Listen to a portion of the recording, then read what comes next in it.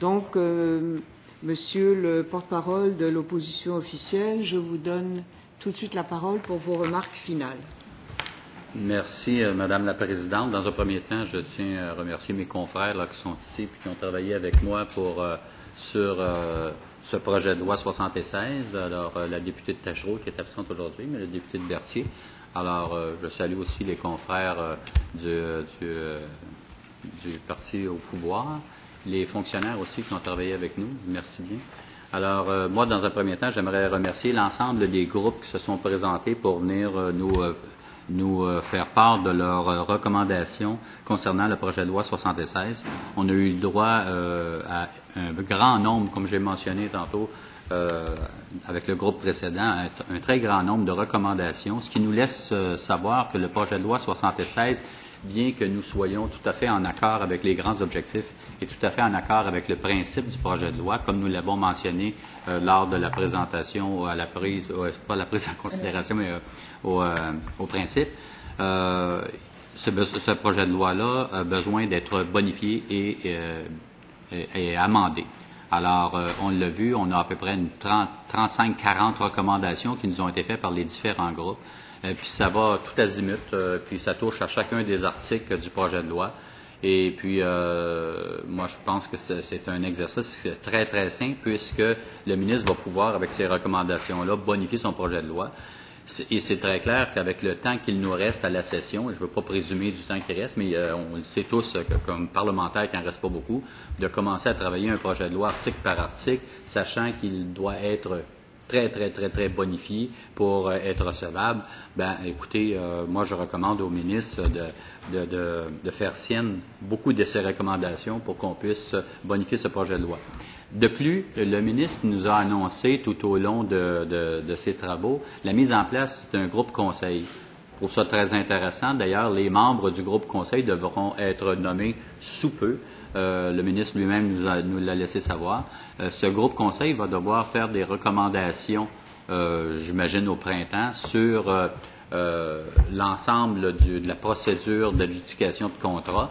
Et puis, moi, je pense que ça serait très sage d'attendre les recommandations du groupe conseil pour venir bonifier tout ça, parce qu'on pourrait arriver avec des recommandations du groupe conseil qui pourraient aller contre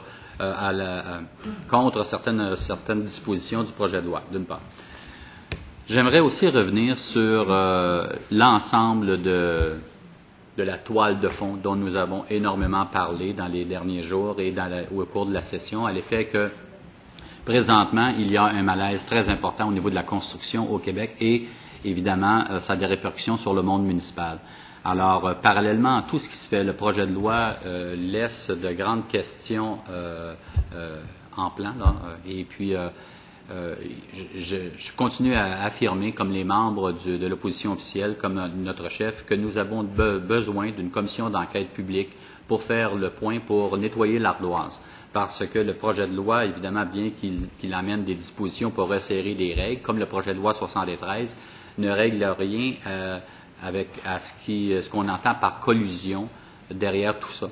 Alors, il y a du travail de vérification à faire et puis il y a une enquête publique, à mon avis, s'impose. D'ailleurs, on a vu l'ensemble des groupes à travers le Québec, sauf quelques-uns qui ont joint leur voix à celle du gouvernement, mais l'ensemble des groupes au Québec, j'ai mentionné tantôt la FQM, j'ai mentionné l'Ordre des ingénieurs, la présidente de l'Ordre des ingénieurs, et puis les procureurs de la Couronne, et puis 80% de la population. Alors, tous ces gens veulent savoir qu'est-ce qui se passe au niveau de la collusion. On a soulevé certains points, puis le ministre aussi en a soulevé, à l'effet que c'est tout à fait questionnable et curieux que dans certaines municipalités, certains entrepreneurs n'ont pas le droit d'aller soumissionner. Se font carrément dire, ben, vous allez aller soumissionner ailleurs. Ce qui est tout à fait scandaleux dans une société démocratique. Donc, moi, comme les membres du parti d'opposition, nous continuons à réclamer, comme 80% de la population, une enquête publique pour faire en sorte de nettoyer l'ardoise.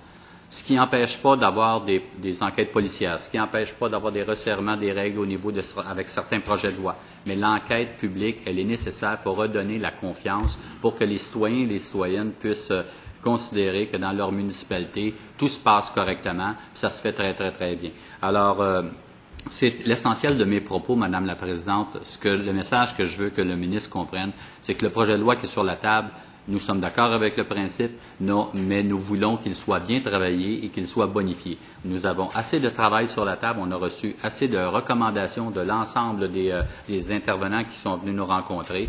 Alors, le ministre a tout en main pour le bonifier, pour qu'on puisse travailler ce projet de loi d'une façon très éclairée au printemps prochain. Alors, dernier mot, je vous remercie, Madame la Présidente, de nous avoir assistés durant ces travaux. Je remercie aussi le ministre là, pour le travail qu'il a fait. Merci. Merci, Monsieur le député. Monsieur